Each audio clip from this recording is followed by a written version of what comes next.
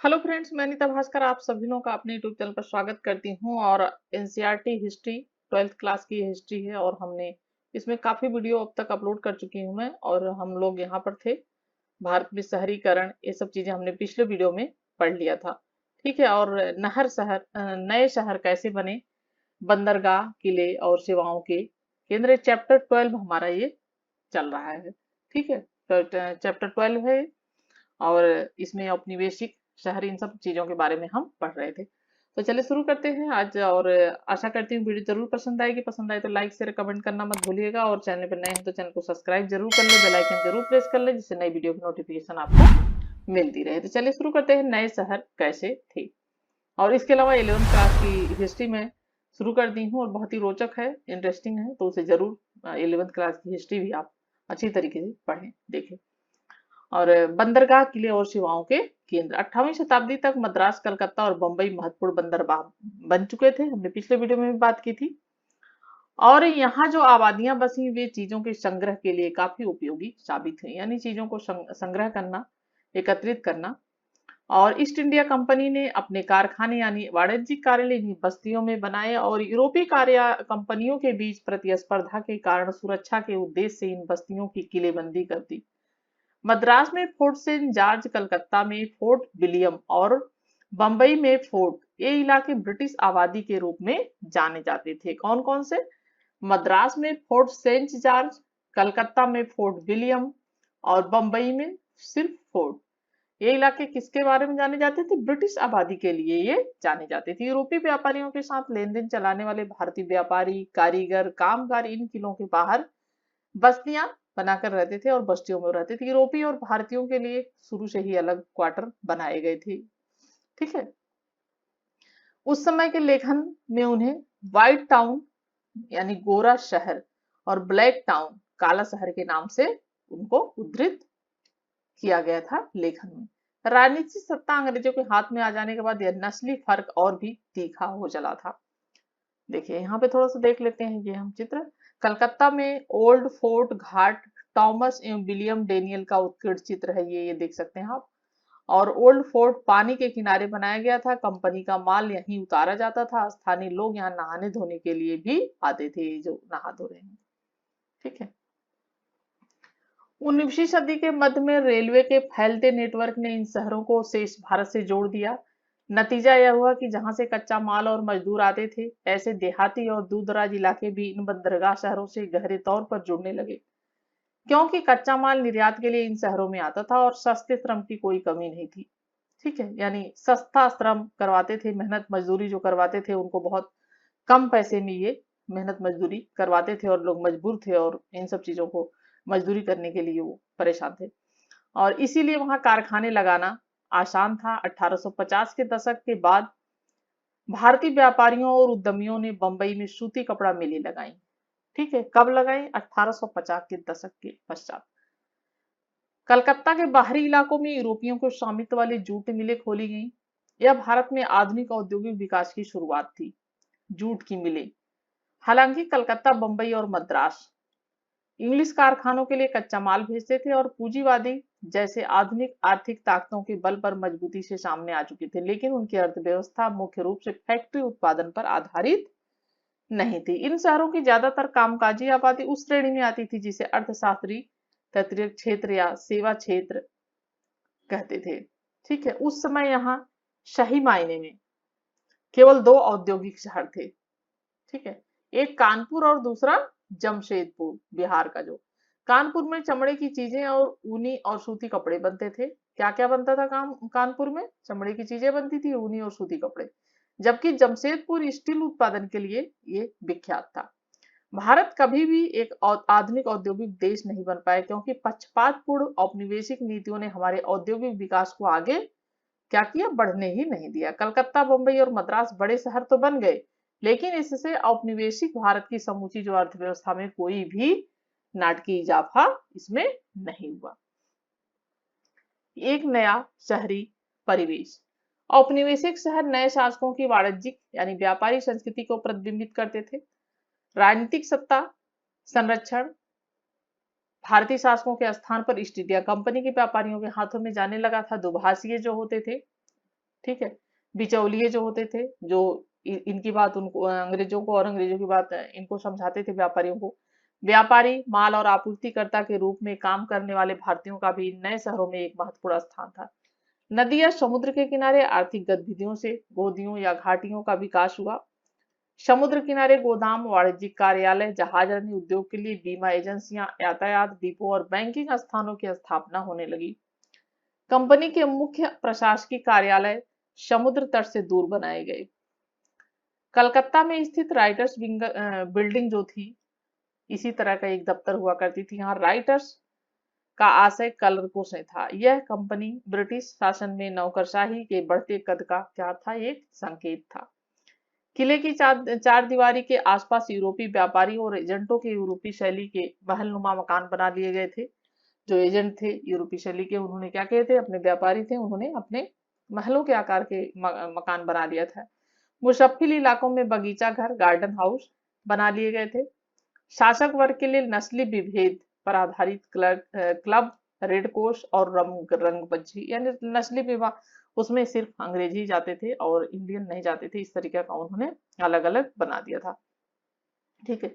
The old court house और rights building, Thomas William Daniel, 1786। दाएं हाथ पर कोर्ट हाउस, न्यायालय परिसर में खुले तोरण पथ वाले बरामदे और लंबे खंभों के 1792 में ढा दिया गया था। इसके बगल में राइटर्स बिल्डिंग खड़ी है, जहां ईस्ट इंडिया कंपनी के कर्मचारी, जिन्हें भारत में आने पर राइटर्स कहा जाता था, रहते थे। बाद में यह इमारत सरकारी कार्यालय बना दी गई थी। ये देख सकते हैं कितना अच्छा है। ठीक है। और ये भी देख सकते हैं आप, चौरंगी में नई इमारतें, थॉमस विलियम डेनियल, 1787। मैदान के पूर्वी किनारे पर अंग्रेजों के निजी मकान 18वीं सदी के आखिर में बनने लगे थे। इनमें से ज्यादातर मकान पल्लिनियन शैली के थे, और जिसमें गर्मियों से बचने के लिए खंभों के सहारे बरामदे बनाए गए थे। ठीक है। अमीर भारतीय एजेंटों और बिचौलियों ने बाजारों के आसपास ब्लैक टाउन में परंपरागत ढंग के ढालानी मकान बनाए गए थे, जो परंपरागत तरीके के थे। उन्होंने भविष्य में पैसा लगाने के लिए शहर के भीतर बड़ी बड़ी जमीनें भी खरीद ली, और अंग्रेज स्वामियों को प्रभावित करने के लिए वे त्योहारों के समय रंगीन दावतों का आयोजन भी करते थे। ठीक है। समाज में अपनी हैसियत साबित करने के लिए उन्होंने मंदिर भी बनवाए। मजदूर वर्ग के लोग अपने यूरोपीय और भारतीय स्वामियों के लिए खानसामा, पालकी वाहक, गाड़ीवान, चौकीदार, पोर्टर और निर्माण व गोदी मजदूर के रूप में विभिन्न सेवाएं उपलब्ध कराते थे। ठीक है। पालकी में लोगों बैठा के ले जाना, गाड़ी वाला, चौकीदार, पोर्टर, ये सब। वे शहर के विभिन्न इलाकों में कच्ची झोपड़ियों में रहते थे। किसमें रहते थे? कच्ची झोपड़ियां बना के रहते थे। 19वीं सदी के मध्य में औपनिवेशिक शहर का स्वरूप और भी बदल गया। 1857 के विद्रोह के बाद भारत में अंग्रेजों का रवैया विद्रोह की लगातार आशंका से तय होने लगा था, और यानी विद्रोह होने के बाद उन्हें थोड़ा सा आशंका हो गई कि दोबारा ऐसी चीजें ना हो। शहरों को और अच्छी हिफाजत करना जरूरी उनके लिए हो गया, और अंग्रेजों को देशियों के खतरे से दूर, ज्यादा सुरक्षित और पृथक बस्तियों में रहना चाहिए, उन्होंने ये सोचा। पुराने कस्बों के इर्द गिर्द चारगाहों और खेतों को साफ कर दिया गया था। सिविल लाइंस के नाम से नए शहरी इलाके विकसित किए गए। किस नाम से? सिविल लाइंस नाम के। सिविल लाइंस में केवल गोरों को बसाया गया था। छावनियों को भी सुरक्षित स्थानों के रूप में विकसित किया गया था, यानी कि सिर्फ अंग्रेजों को बसाया गया था।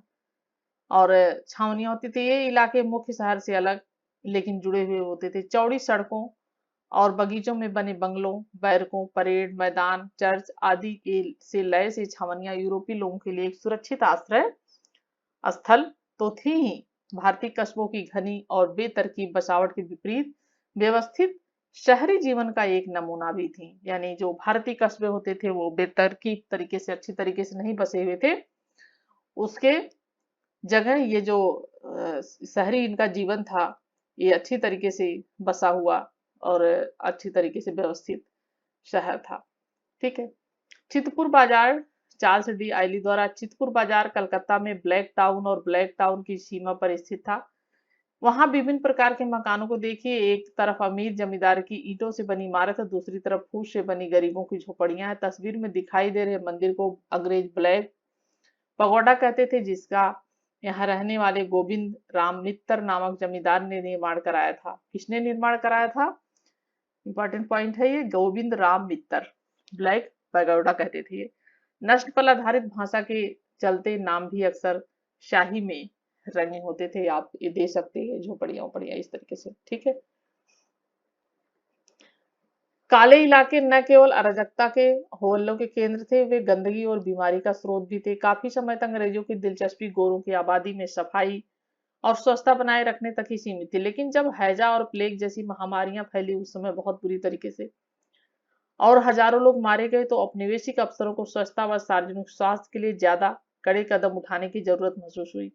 उनको भय था कि कहीं ये बीमारियां ब्लैक टाउन से ब्लैक व्हाइट टाउन में भी न फैल जाएं। 1860-70 के दशक से साफ सफाई के बारे में कड़े प्रशासकीय उपाय लागू किए गए और भारतीय शहरों में निर्माण गतिविधियों पर अंकुश लगाया गया। लगभग इसी समय भूमिगत पाइपलाइन आधारित जलापूर्ति, निकासी और नाली व्यवस्था के भी निर्मित की गई। भूमिगत जो मतलब जमीन के अंदर पाइप के लिए, जलापूर्ति के लिए, जल की आपूर्ति के लिए, जो निकासी के लिए पाइपों की जमीन के अंदर, क्योंकि खुली में उससे ज्यादा गंदगी होती है, ज्यादा अव्यवस्थित होता है सब कुछ। और इस प्रकार भारतीय शहरों को नियमित और नियंत्रित करने की स्वच्छता निगरानी भी एक अहम तरीका यहीं से शुरुआत हो गई 1860-70 के दशक में, ठीक है। पहला हिल स्टेशन। छावनियों की तरह हिल स्टेशन पर्वतीय सैरगावी औपनिवेशिक शहरी विकास का एक खास पहलू थी। हिल स्टेशनों की स्थापना और बसावट का संबंध सबसे पहले ब्रिटिश सेना की जरूरतों में से था। और शिमला, वर्तमान शिमला की स्थापना गुरखा युद्ध 1855 से 1815 से 1816 के दौरान की गई। अंग्रेज मराठा 1818 युद्ध के कारण अंग्रेजों की दिलचस्पी माउंट आबू में बनी, जबकि दार्जिलिंग को 1835 में सिक्किम के राजाओं से छीना गया था। दार्जिलिंग को और ये हिल स्टेशन फौजियों को ठहरने, सरहद की चौकसी करने और दुश्मन के खिलाफ हमला बोलने के लिए महत्वपूर्ण स्थान थे, हिल स्टेशन थे। भारतीय पहाड़ों की मृदु और ठंडी जलवायु को फायदे की चीज माना जाता था, खास तौर से इसलिए कि अंग्रेज गर्म मौसम को बीमारियां पैदा करने वाले मानते थे। उन्हें गर्मियों के कारण हैजा और मलेरिया की सबसे ज्यादा आशंका रहती थी। वे फौजियों को इन बीमारियों से दूर रखने की पूरी कोशिश करते थे। सेना की भारी भरकम मौजूदगी के कारण यह स्थान पहाड़ियों में एक नई तरह की छावनी में ये तब्दील हुए। इन हिल स्टेशनों को सेनेटोरियम के रूप में भी विकसित किया गया था और सिपाहियों को यहाँ विश्राम करने, यानी आराम करने और इलाज कराने के लिए भी भेजा जाता था। क्योंकि हिल स्टेशनों की जलवायु यूरोप की ठंडी जलवायु से मिलती जुलती थी, इसलिए नए शासकों को वहां की जो आबो हवा थी काफी पसंद आती थी, काफी लुभाती थी। वायसराय अपने पूरे अमले के साथ हर साल गर्मियों में हिल स्टेशनों पर ही डेरा डाल लिया करते थे। तो ये गर्मियों में क्या करते थे, जो हिल स्टेशन होते थे, अभी भी आप जाएंगे तो उनकी वहां पे बहुत सारी इमारतें हैं जो बनवाई हिल स्टेशनों पे आपको मिल जाएंगी, बहुत सारी चीजें बनवाई हुई। तो वो अपना वहीं पे जाके अपना आराम करते थे गर्मियों में। और पहाड़ों पे काट काट के उन्होंने रोड बनवा के बहुत ऊपर ऊपर तक इस तरीके की चीजें बनवाई हैं।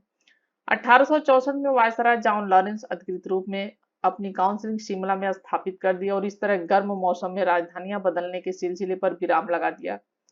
शिमला भारतीय सेना के कमांडर इन चीफ प्रताप सेनापति का भी अधिकृत ये आवास बन गया था। शिमला के एक औपनिवेशिक मकान का चित्र ये देख सकते हैं आप।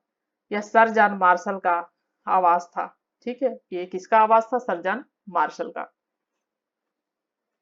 और हिल स्टेशन ऐसे अंग्रेजों और यूरोपियों के लिए आदर्श स्थान थे जो अपने घर जैसी मिलती जुलती बस्तियां बसाना चाहते थे। उनकी यूरोपीय इमारतें यूरोपीय शैली की होती थी। किस शैली की होती थी? यूरोपीय। और अलग अलग मकानों के बाद एक दूसरे से कटे विला और बागों के बीच में स्थित कॉटेज बनाए जाते थे।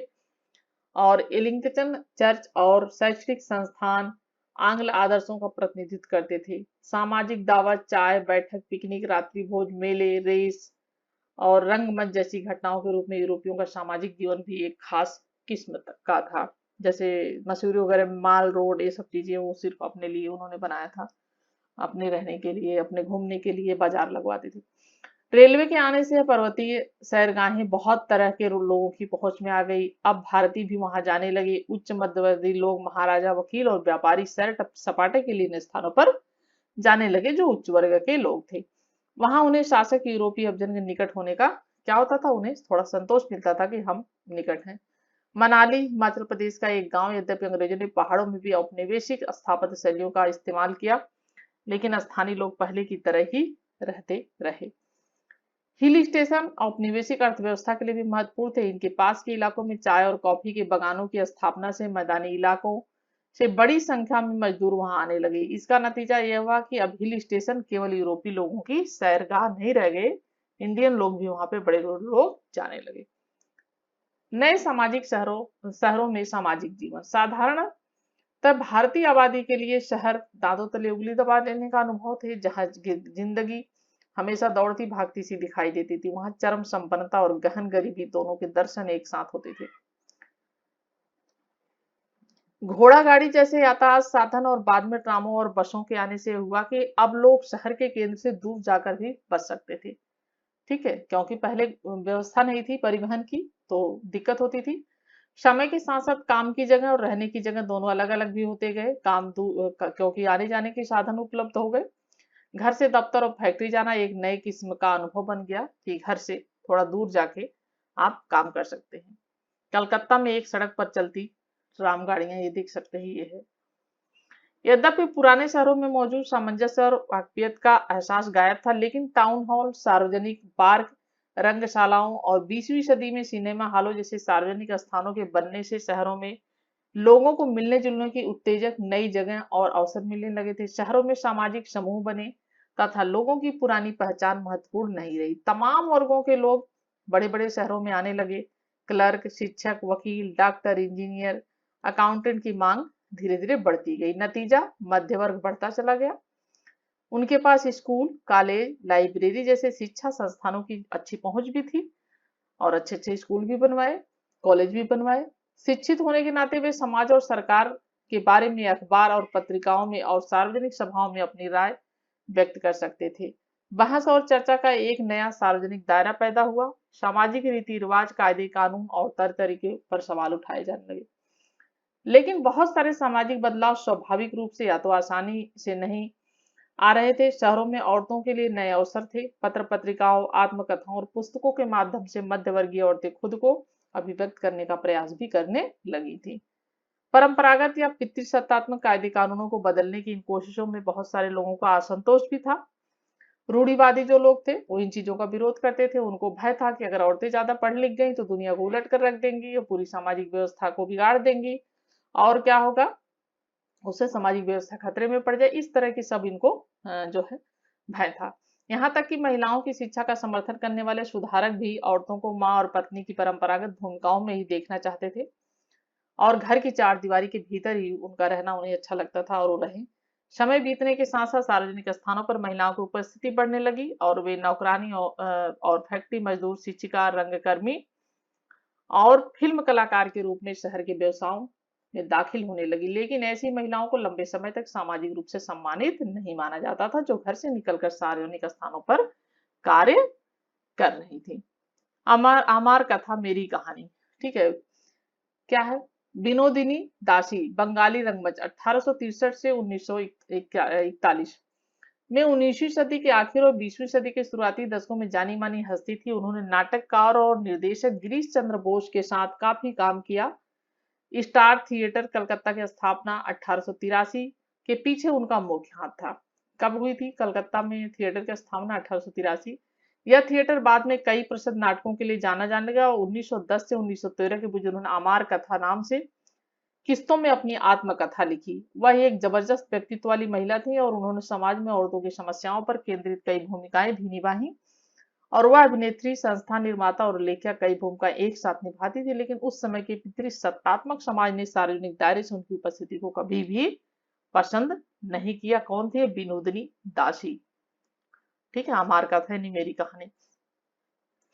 शहरों में मेहनतकश गरीब और कामगारों का एक नया वर्ग उभर रहा था। ग्रामीण इलाकों के गरीब रोजगार की उम्मीद में शहरों की तरफ भाग रहे थे। कुछ लोगों को शहर नए अवसरों का स्रोत दिखाई देते थे, कुछ को एक भिन्न जीवन शैली का आकर्षण भी खींच रहा था, क्योंकि अलग जीवन शैली थी, उसके चमक धमक थी और उनके लिए एक ऐसी चीज थी जो उन्होंने पहले कभी नहीं देखी थी। शहर में जीने की लागत पर अंकुश रखने के लिए ज्यादातर पुरुष प्रवासी अपना परिवार गांव छोड़कर आते थे। शहर की जिंदगी एक संघर्ष थी। नौकरी पक्की भी नहीं थी, खाना महंगा था, रिहाइश कर रहने का खर्चा उठाना मुश्किल था। फिर भी गरीबों ने वहां प्राय अपनी एक अलग जीवन शहरी संस्कृति रच ली थी। वे धार्मिक त्योहारों, तमाशों, लोक रंगमंच और स्वांग आदि में महत्वपूर्ण उत्साहपूर्वक हिस्सा लेते थे, जिनमें ज्यादातर उनके भारतीय और यूरोपीय स्वामी का मजाक भी उड़ाया जाता था। 19वीं सदी के आखिर की एक कालीघट पेंटिंग, ये देख रहे हैं हम, ये देखिए। स्त्री सत्ता के बारे में पुरुषों को बेचैनी को अक्सर एक ऐसी तस्वीर के जरिए दर्शाया जाता था जिसमें औरत एक जादूगरनी के बेस में आदमी को भेड़ बना देती है। जैसे जैसे औरतें पढ़ लिख कर अपने घर की चारदीवारी से निकलने लगी, लोकप्रिय तस्वीरों में औरतों की ऐसी छवियां खूब दिखाई, यानी उन्हें लगा कि इस तरीके से औरतें क्या करेंगी, फिर ये जो चाहेंगी वो अपना करने की कोशिश करेंगी, पुरुषों पे दबदबा बना लेंगी। मछुआरों की नजर से, यह 20वीं सदी की शुरुआत में जेलेपेड़ा मछुआरों को क्वार्टर कलकत्ता के लोग में प्रचलित एक स्वांग का हिस्सा है। दिल में एक भावना से कलकत्ता में आया, कैसन कैसन मजा हम यहाँ देखने आया। अरी समाज, ब्रह्म समाज, गिरजा मजहिद, एक लोटा से मिलता दूध पानी सब चीज, छोटा बड़ा आदमी सब बाहर करके दांत झापड़ मार के बोलता है अंग्रेजी में बात। मछुआरों क्वार्टर कलकत्ता प्रचलित एक स्वांग का एक हिस्सा है। ठीक है, अपने निवास स्थान से सबने नजदीक पड़ने रेलवे स्टेशन कौन कौन से पता लगाइए, उनका निर्माण कब कराया गया है, ढुलाई के लिए उसे माल के लिए लाया गया है, सवारी यातायात के लिए। अन्य लोगों से पूछे हुए स्टेशन के बारे में क्या जानते हैं, आप स्टेशन पर कितनी बार जाते हैं और क्यों। पृथक्करण, नगर नियोजन और भवन निर्माण नेक्स्ट वीडियो में हम पढ़ेंगे, और आशा करती हूँ वीडियो पसंद आई होगी। पसंद आए तो लाइक शेयर कमेंट करना ना भूलिएगा। Thank you for watching video.